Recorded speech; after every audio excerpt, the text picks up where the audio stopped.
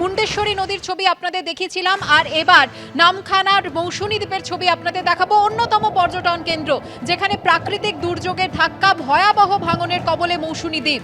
বালিয়াড়া ও সল্টঘেরি এলাকা প্রবল ভাঙন শুরু হয়েছে। কটালের প্রভাবে আজ সকাল থেকে জলোচ্ছ্বাস, বাঁধে আছড়ে পড়ছে ঢেউ।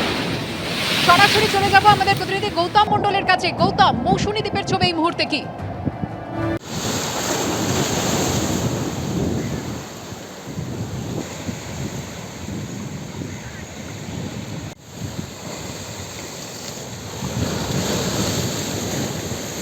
সুন্দরবনের অন্যতম পর্যটন কেন্দ্র বিচ্ছিন্ন দ্বীপ মৌসুনীতে।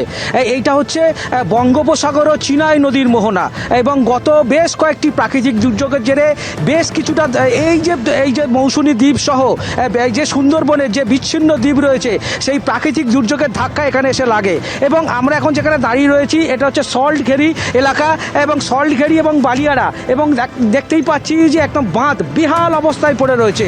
গত বেশ কয়েকটি কটালে এখানটা এই বাঁধটি ব্যাপকভাবে ক্ষতিগ্রস্ত হয়। তারপর তড়িঘড়ি প্রশাসন সেই বাঁধ মেরামতির চেষ্টা করছে, কিন্তু মাটির বাঁধ আজকে ফের আবার অমাবস্যার কটাল শুরু হয়েছে, এবং প্রাকৃতিক যে নিম্নচাপ আছে এবং মৌসুমি অক্ষরেখা সক্রিয় আছে, কার্যত ত্রিফলাই বলা যায়। এই যে আবারও একটা বড়সড় দুর্যোগের মুখে গোটা সুন্দরবন, এবং শুধু এইখানে কয়েক হাজার বাসিন্দা রয়েছে, এবং সল্টঘেরি এবং বালিয়াড়া এর পাশাপাশি অন্যতম যে পর্যটন কেন্দ্র মৌসুমীকে ঘিরে বেশ কিছু হোমস্টে কটেজ গড়ে উঠেছিল, এবং একদম সেগুলো একদম নদী উপকূলে তৈরি হয়েছিল।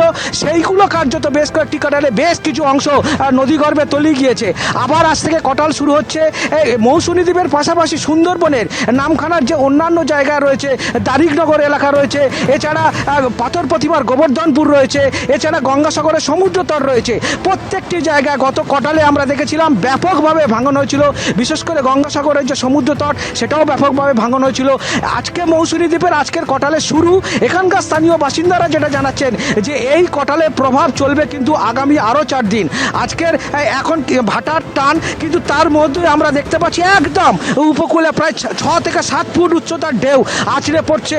একদম একদম বাঁধ লাগোয়া এই যে মাটিতে যে বাঁধ রয়েছে, সেখানে ধাক্কা লাগছে।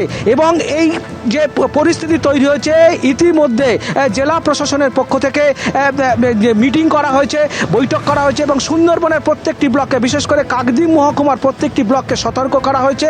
কাকদ্বীপ মহকুমা শাসকের দপ্তরে কন্ট্রোল রুম খোলা হয়েছে, এবং প্রত্যেকটা বিডিও অফিসে কন্ট্রোল রুম খোলা হয়েছে, এবং পরিস্থিতির উপর নজর রাখা হচ্ছে। সেচ দপ্তরে আধিকারিকদের ছুটি বাতিল করা হয়েছে।